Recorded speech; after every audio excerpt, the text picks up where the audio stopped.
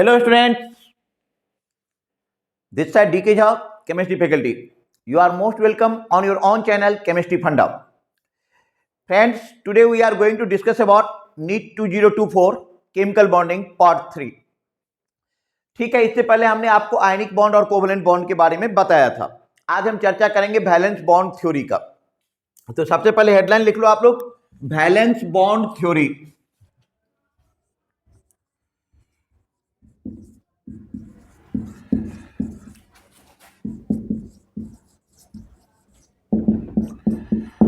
ये Hitler and London नाम के साइंटिस्ट ने प्रपोज किया था, बट हमें हिस्ट्री में नहीं जाना है, हमें केमिस्ट्री में ही रहना है. तो सबसे पहले इसके हम पोस्टुलेट्स के बारे में बात करेंगे. देखो, कोवेलेंट बॉन्ड फॉर्म होने के लिए क्या होना चाहिए? ओवरलैपिंग होना चाहिए. दो एटम के बीच में ओवरलैपिंग होना चाहिए. ओवरलैपिंग होना चाहिए दो एटम के बीच में जो हाफ फिल्ड हो. तो इसको आप पहले पॉइंट वाइज लिखो. फर्स्ट पॉइंट कि to form a covalent bond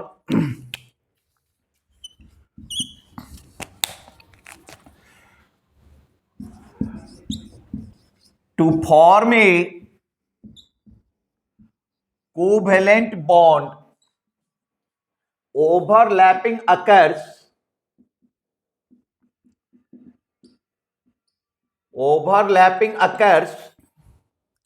between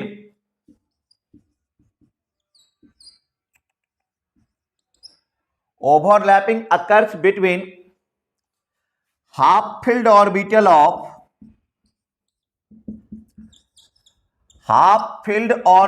of two atom. Covalent bond बनने के लिए ओवरलैपिंग का होना जरूरी है. कोवेलेंट बॉन्ड बनने के लिए किसका होना जरूरी है? ओवरलैपिंग का. और दो हाफ फील्ड ऑर्बिटल में जब दो हाफ फील्ड ऑर्बिटल के एटम के जब ओवरलैपिंग होगा तो कोवेलेंट बॉन्ड बनेगा. अच्छा, जब बॉन्ड बनेगा तो क्या होगा कि एक का इलेक्ट्रॉन का स्पिन का जो डायरेक्शन होगा और दूसरे के इलेक्ट्रॉन का स्पिन का जो डायरेक्शन होगा, तो रिजल्टिंग बॉन्ड में स्पिन का डायरेक्शन, इलेक्ट्रॉन के स्पिन का डायरेक्शन एक दूसरे के अपोजिट होगा टू अटेन स्टेबिलिटी. तो ये पॉइंट लिख लो, resulting bond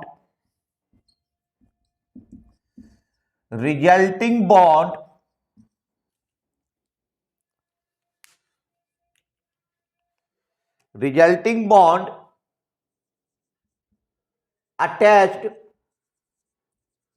with opposite spin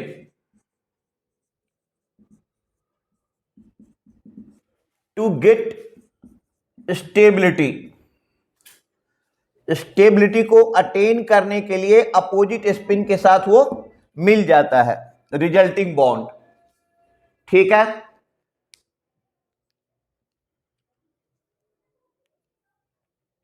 अच्छा, उसके बाद ठीक है, आपने लिख लिया. चलो यहां तक लिख लो, बोर्ड पे थोड़ा नीचे में जगह नहीं आ रही है, पहले यहां तक नोट कर लो. चलो बच्चों, अब हम देखते हैं थर्ड पॉइंट. थर्ड पॉइंट में आप लिखिए, orbitals come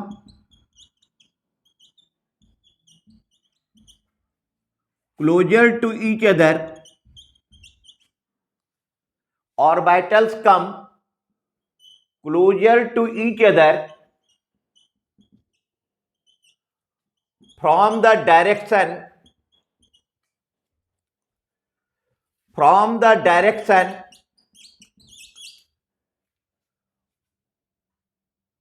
where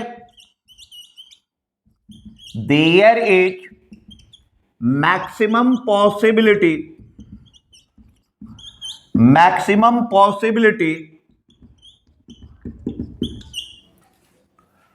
of overlapping.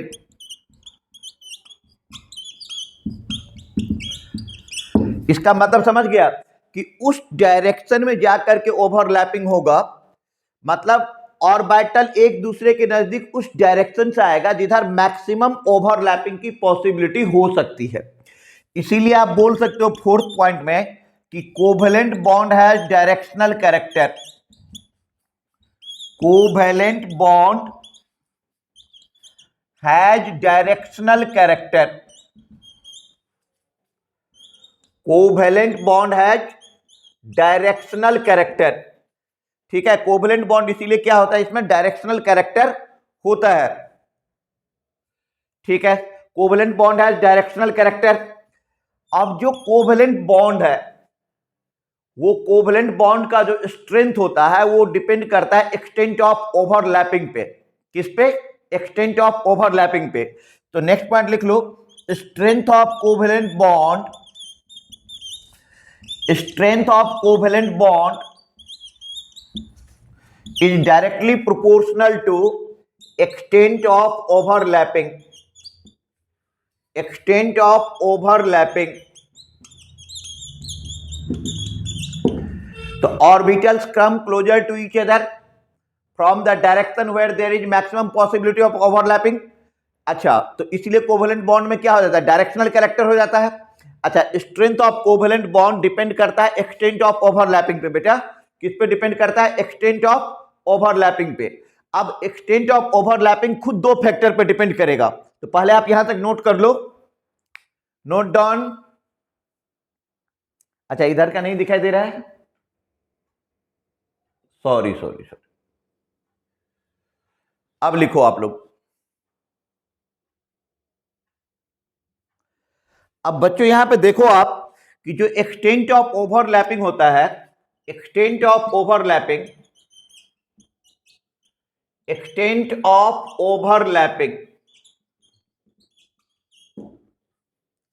ये खुद दो फैक्टर पे डिपेंड करता है। Extent of overlapping depends upon two factors. Extent of overlapping depends upon two factors. Extent of overlapping depends upon two factors. ये डिपेंड करेगा नेचर ऑफ ऑर्बिटल पे और नेचर ऑफ ओवरलैपिंग पे। तो extent of overlapping depends upon two factors. First, nature of orbital, nature of orbital.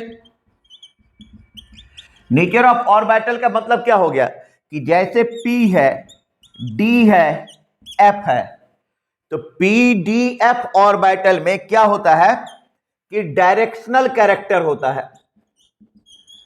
Directional character होता है, directional character होता है। और S ऑर्बिटल चूंकि स्फेरिकल होता है तो इसमें डायरेक्शन नहीं होता है, तो ये होता है non directional, non directional character, non directional. अच्छा, डायरेक्शनल कैरेक्टर है तो मोर ओवरलैपिंग, ओवरलैपिंग ज्यादा होगा, मोर ओवरलैपिंग। और इसमें हो जाएगा आपका लेस ओवरलैपिंग, लेस ओवरलैपिंग। तो extent of overlapping depends upon two points, nature of orbital and nature of overlapping. Nature of orbital में pdf, p dumbbell, d double dumbbell और एफ का सिर्फ कॉम्प्लेक्स होता है, बट डायरेक्शन तो होता है। तो पीडीएफ तीनों में डायरेक्शनल कैरेक्टर है, डायरेक्शनल कैरेक्टर है तो ओवरलैपिंग क्या हो जाएगा? ज्यादा। और एस में डायरेक्शनल कैरेक्टर नहीं है तो ओवरलैपिंग क्या हो जाएगा? कम। ठीक है, nature of orbital. Second point आप ले लो, nature of overlapping, nature of overlapping. अच्छा, नेचर ऑफ ओवरलैपिंग को दो पार्ट में डिवाइड कर दो, coaxial overlapping and collateral overlapping. Coaxial overlapping and collateral overlapping.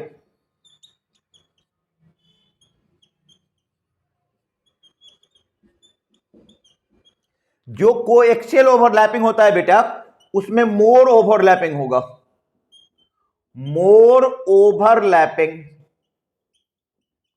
और इसमें हो जाएगा आपका लेस ओवरलैपिंग, लेस ओवरलैपिंग। तो extent of overlapping depends upon two factors, nature of orbital and nature of overlapping. Write down. अब यहां पे strength of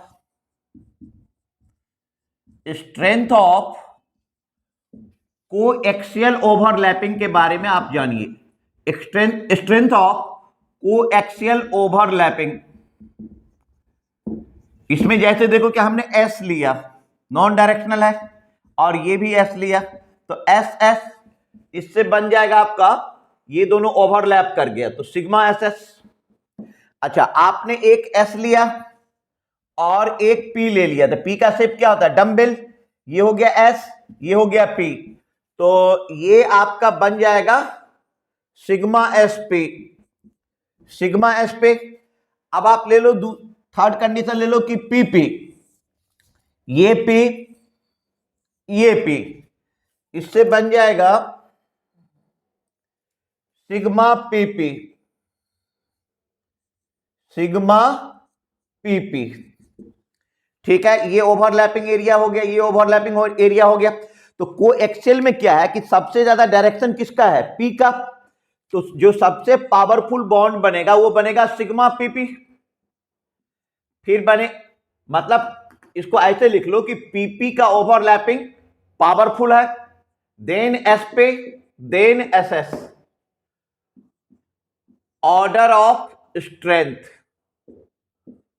order of strength, क्योंकि ये एस एस के केस में क्या है कि नॉन डायरेक्शनल है। क्या है, non directional. Note down, note कर लो बेटा।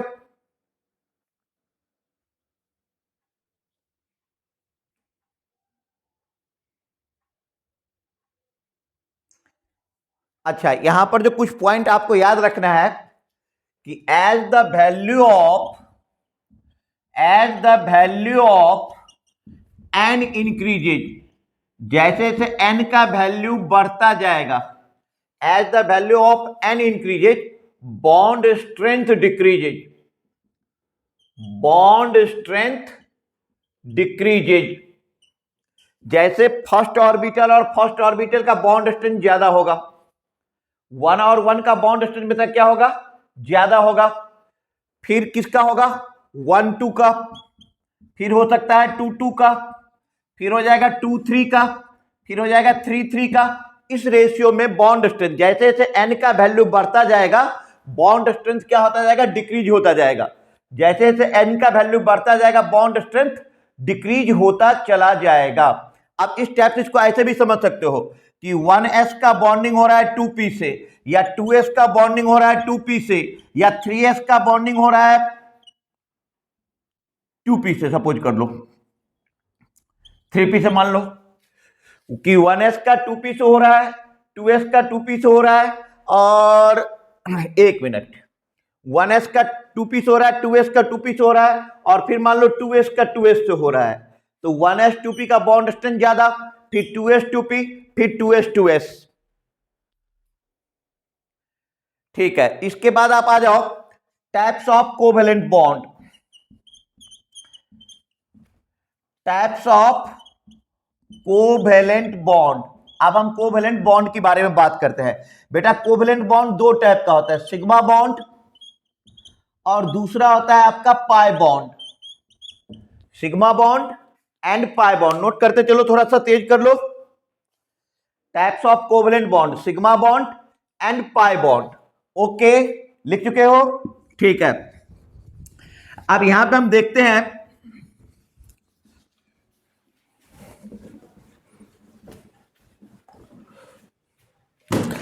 सिग्मा बॉन्ड और पाई बॉन्ड। सबसे पहले सिग्मा बॉन्ड के बारे में देखो कि formed by, sigma bond formed by axial overlapping, axial overlapping और linear overlapping, linear overlapping,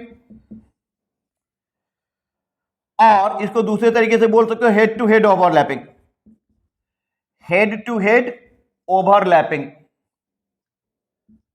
overlapping. ठीक है, तीनों का मतलब सेम ही है कि sigma bond form by axial overlapping या लीनियर ओवरलैपिंग या हेड टू हेड ओवरलैपिंग। मतलब S प्लस S से बनेगा, S प्लस P से बनेगा और P प्लस P से बनेगा। इसको आप बोलोगे सिग्मा SS, इसको बोलोगे आप सिग्मा एस पे, इसको आप बोलोगे सिग्मा पीपी। तो sigma bond form by axial overlapping और लीनियर ओवरलैपिंग और head to head overlapping. Ss से बनेगा तो सिग्मा एसएस, एसपी से बनेगा तो सिग्मा एसपी और पीपी से बनेगा तो सिग्मा पीपी। नोट कर लिए हो? रिटेन? चलो आगे बढ़ते हैं।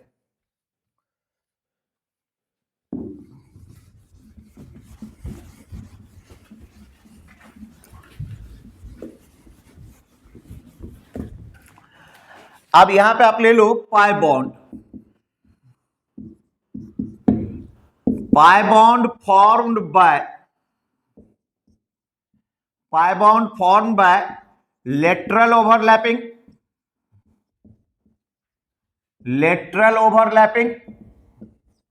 और साइड बाय साइड ओवरलैपिंग।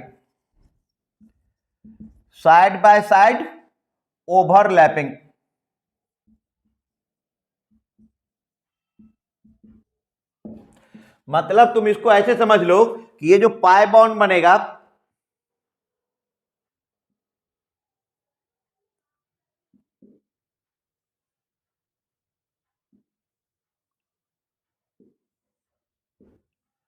इसको जो तुम ओवरलैप करवा दो,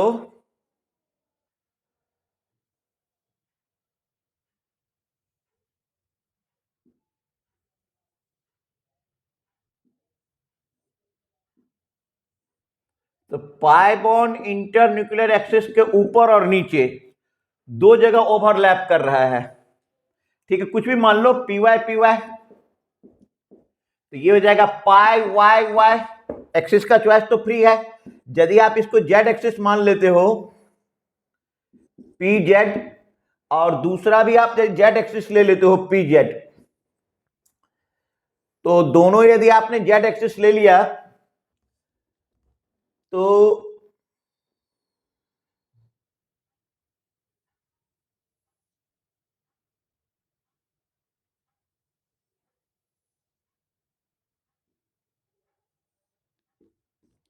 ये बन जाएगा पाई जेड जेड, पाई जेड जेड।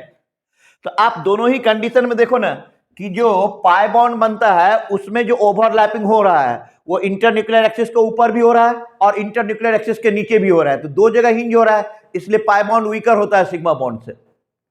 पाई बॉन्ड क्या होता है? वीकर होता है सिग्मा बॉन्ड से। नोट करें आप।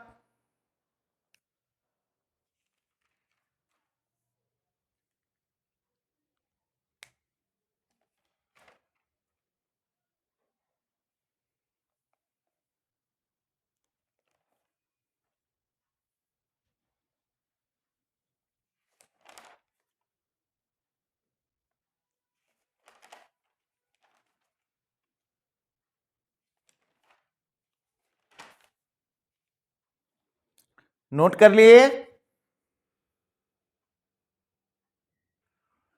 चलो बच्चों, अब हम एक काफी इंपॉर्टेंट टॉपिक की यहां पे चर्चा करने जा रहे हैं, हाइब्रिडाइजेशन की। पहले मैं हाइब्रिडाइजेशन की चर्चा करूंगा और उसके बाद बॉन्ड पैरामीटर्स पे, bond length, bond energy, bond angle, dipole moment, bond order, इस पे आऊंगा। तो सबसे पहले हेडलाइन आप लोग डालो, हाइब्रिडाइजेशन।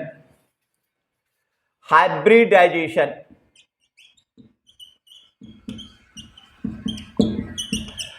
हाइब्रिडाइजेशन को हम कैसे डील करेंगे कि whenever two atomic orbitals which are in pure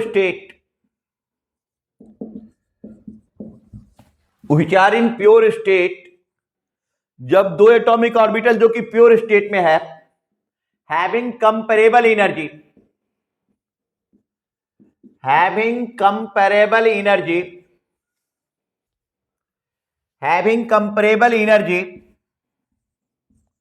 are mixed up, then a new but impure orbital is formed. Impure orbital is formed which is called hybrid orbital, which is called hybrid orbital, and whole the phenomena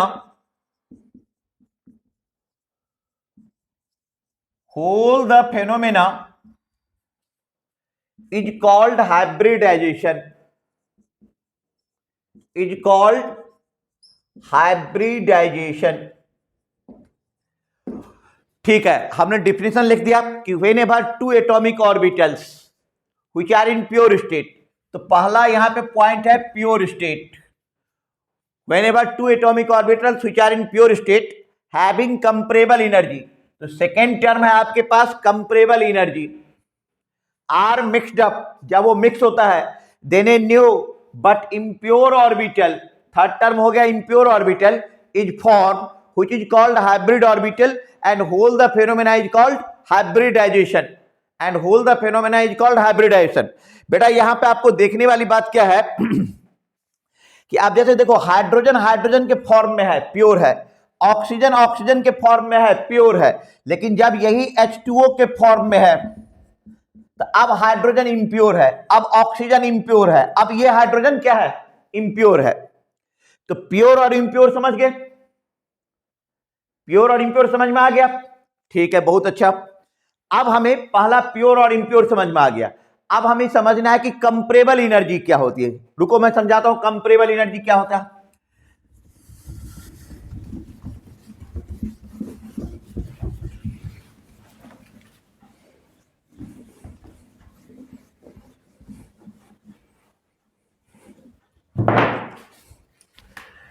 अब आप यहां पे देखो कि comparable energy को समझने के लिए क्वेश्चन ले लेते हैं हम यहां पे कि why SF6 is formed, SF6 क्यों बनता है, but HF6 is not formed. SF6 क्यों बनता है और HF6 क्यों नहीं बनता है. चलो इस पे हम बात करते हैं. यहां पे तीन किरदार है, सल्फर का, फ्लोरीन का, हाइड्रोजन का. Sulphur 16, fluorine 9, hydrogen 1. इसका इलेक्ट्रॉनिक कॉन्फ़िगरेशन हो गया 1s1, ये हो जाएगा 1s2, 2s2, 2p5. इधर हो जाएगा 1s2, 2s2, 2p6, 3s2, 3p4. ठीक है.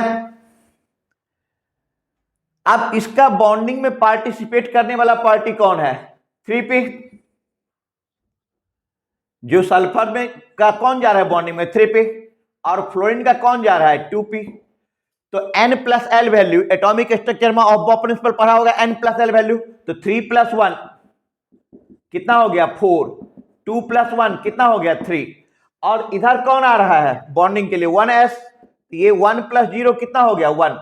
देखो बेटा 3 और 4 कंपरेबल नंबर है. कंपरेबल का मतलब क्या होता है, जैसे आमतौर पे बोली जाने वाली भाषाओं में हम लोग बोलते हैं कि 19-20 है, ये क्लास 11 और 12 के बच्चे पैरेलल हैं, लेकिन हम बोलेंगे ये क्लास 12 के बच्चे और क्लास 5 के बच्चे, उनके बीच में कंपैरिजन नहीं होगा. तो कंपैरिजन, तो कंपैरेटिव होने का मतलब कि आगे पीछे है, पैरेलल है. इसका एनर्जी लेवल 3 है, इसका एनर्जी लेवल 4 है, लेकिन इसका क्या है, 1. तो 1 में और 3 में गैप आ जाता है. दूसरी बात, सल्फर के पास इतनी ताकत है कि 6 फ्लोरीन को मतलब एडॉप्ट कर सके, उतना घर है, लेकिन हाइड्रोजन के पास इतनी नहीं है कि वो 6 फ्लोरीन, एक फ्लोरीन के साथ तो बना लेगा, HF तो बनाता ही है, लेकिन 6 फ्लोरीन को अपने साथ एकोमोडेट कर ले, ये कैपेबिलिटी इसके पास नहीं है. तो कंपरेबल एनर्जी आप समझ गए. कंपरेबल एनर्जी का मतलब हो गया कि गैप है, और कंपरेबल एनर्जी का मतलब हो गया कि मतलब लगातार है, 19-20, और ये गैप हो गया. ठीक है, तो ये एक पॉइंट आप समझ गए. अच्छा, थर्ड पॉइंट पे आ जाओ कि हाइब्रिडाइजेशन पे हम आगे चले. सबसे पहले मैं तुम लोगों को बता देता हूं कि हाइब्रिडाइजेशन कैलकुलेट कैसे किया जाता है. How to calculate hybridisation. Hybridisation को आप कैलकुलेट कैसे करोगे, ज्यादा कॉम्प्लेक्स होने की जरूरत नहीं है, ज्यादा कॉम्प्लेक्स हो गए तो फंसोगे. तो to calculate hybridization, to calculate hybridization, आप एक फॉर्मूला लगाओगे H equal to 1/2 V plus M minus C plus A, ठीक है। H हाइब्रिडाइजेशन, हाइब्रिडाइजेशन भी total valence electron, total valence electron of central atom, total valence electron of central atom.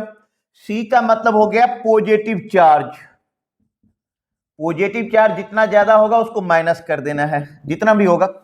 ए मतलब anionic charge, anionic charge जितना होगा उसको plus कर देना है।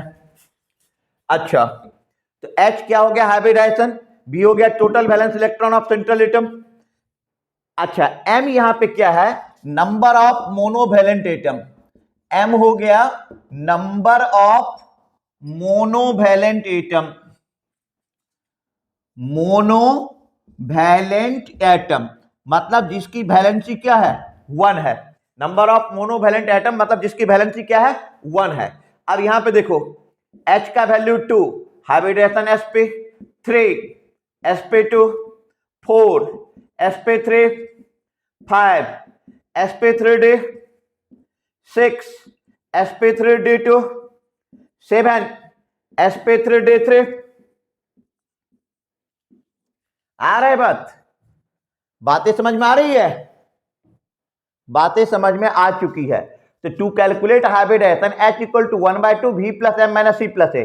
H हो गया हाइब्रिडेशन, H का value 2, sp3 sp2 4 sp3 5 sp3d 6 sp3d2 7 sp3d3, ठीक है। V हो गया total valence electron of central atom, C equal to positive charge, A equal to anionic मतलब नेगेटिव चार्ज, पॉजिटिव चार्ज तो एनायनिक कैटायनिक लिखने, तो यहां पर भी लिखो बेटा एक जैसा सिमिलरिटी होना चाहिए ना, तो यहां पर लिख लो negative charge. Anyway, M equal to number of monovalent, monovalent जिसकी वैलेंसी 1 है, किसकी वैलेंसी 1 होती है, हाइड्रोजन की, फ्लोरीन की, क्लोरीन की, ब्रोमीन की, आयोडीन की, इसकी वैलेंसी क्या होती है 1, जो हमें यूज होगा। बाकी अब तुम लिथियम, सोडियम, पोटेशियम, रुबिडियम, तो वो तो हमें यूज ही नहीं होना है हाइब्रिडाइजेशन में, वो तो आयनिक कंपाउंड में जाएगा। बात समझ में आ रही है पूरी तरीके से, नोट कर लो आप।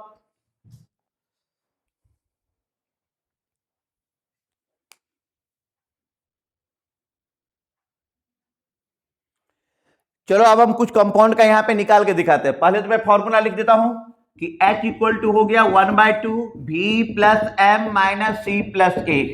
हमने लिया CH4, हमने लिया CO2, हमने लिया PCl5, हमने लिया SF6, हमने लिया BeCl2। चलो सबका निकालते हैं। CH4H इक्वल टू 1/2, कार्बन का बैलेंस इलेक्ट्रॉन बताओ, पता है, वो भी नहीं पता है, 6, 1s2 2s2 2p2, तो बैलेंस इलेक्ट्रॉन कितना हो गया 4, तो 4। अच्छा, हाइड्रोजन क्या है बेटा, मोनोवैलेंट है, अभी बताया हूं, तो 4 हाइड्रोजन है, तो 4 + 4 8/2 4, 4 पे हाइब्रिडेशन क्या आ जाएगा बोलो, sp3, क्या आ गया sp3। CO2 का देख लो, H इक्वल टू 1/2, कार्बन का बैलेंस इलेक्ट्रॉन अभी निकाले हो कितना 4, ऑक्सीजन मोनोवैलेंट है नहीं है, कोई नेगेटिव चार्ज है नहीं है, कोई पॉजिटिव चार्ज है नहीं है, तो 4/2 कितना आ गया 2, 2 पे आप क्या लोगे sp, क्या लोगे sp। नीट वालों कमर कस लो, अब टाइम नहीं है तुम्हारे पास।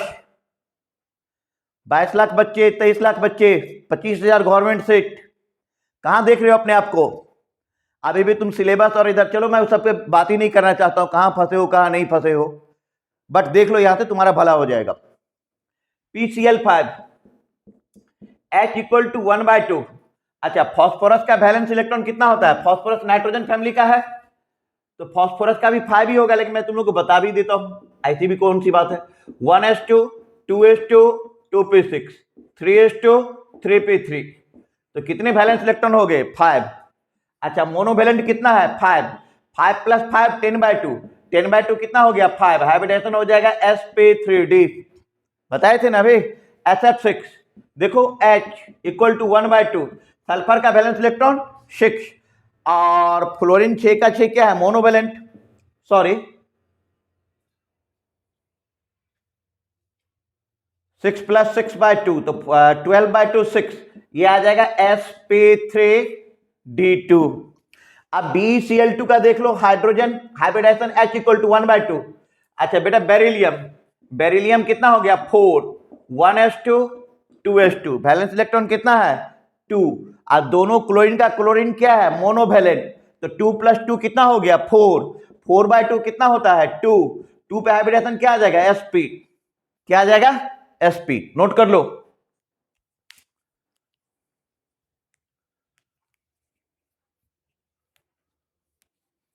स्क्रीनशॉट ले लो।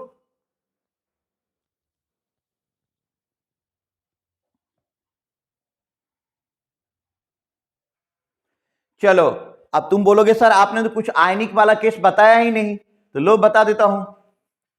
SO4 2 NH4 प्लस, तुम लोग भी बोल दो जो मर्जी आ रहा है।